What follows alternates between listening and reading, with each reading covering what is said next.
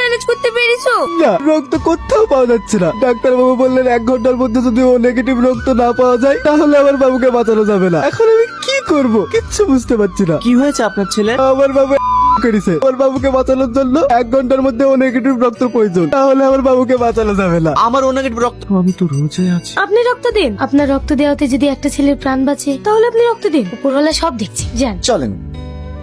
আপনাকে যে কি বলে ধন্যবাদ জানাবো আমি ভাষা খুঁজে পাচ্ছি না। এতে ধন্যবাদ দেওয়ার কি আছে? একজন মানুষই তো আরেকজন মানুষের পাশে দাঁড়াবে। আসসালামু আলাইকুম। ওয়ালাইকুম আসসালাম। আসলে বিপের জ্ঞান দিতে। তা বাপ কোথাও যাচ্ছ নাকি? হ্যাঁ, একটু তাড়া আছে। তারা তো থাকবেই বাপ। তাহলে ভাই রোজা নামাজ চলছে তো? না মানে শরীরটা ভীষণ খারাপ, আমি আবার খালি পেটে থাকতে পারি না। সমস্যা হচ্ছে ওইখানে। কথা বললে তো হবে না, আল্লাহর কাজ তো করতেই হবে।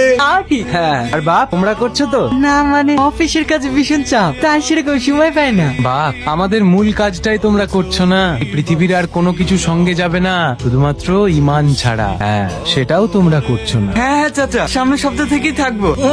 কথা করো, আর জোর থেকে শুরু করবে। কি ফসলাম রে। করবে তো? হ্যাঁ হ্যাঁ হ্যাঁ হ্যাঁ, ছেলেটা কথা দিলই। বলুন ইনশাআল্লাহ। ইনশাআল্লাহ। আসি চলেন। আসেন, এটাই আমাদের বাড়ি। দাঁড়াও, এই ভিখারিরা বাড়িতে কেন? আব্বা ওনারা রোজায় আছেন, অনেক দূরে বাড়ি। যেতে যেতে ইফতারের টাইম পার হয়ে যাবে, ওই জন্য আমি নিয়ে আসলাম আমাদের বাড়ি ইফতার করার জন্য। কি এই বাড়িটা ধর্মশালা নাকি, যে যাকে খুশি তাকে রাস্তা থেকে ধরে নিয়ে চলে আসবে? যাও এখান থেকে। দাঁড়ান, আপনার ইফতার খুলে যাবে। আব্বা তুমি তো ধর্মের কাজ কিছু করোই না, তারপর আবার হাজার পাপ করছো। একদিন তোমার এই জেদ আর অহংকারই তোমাকে করবে। সালমা, ওদেরকে নিয়ে এসো। আসুন আপনার। আসুন আসেন। তুই অনেক পাপ করেছিস, তোর কোনো ক্ষমা নেই।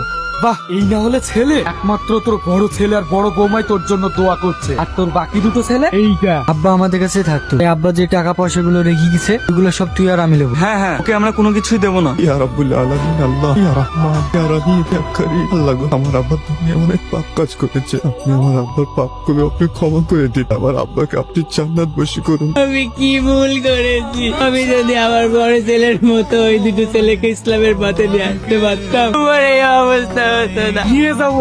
না না, আমি যাবো না, আমি যাবো না।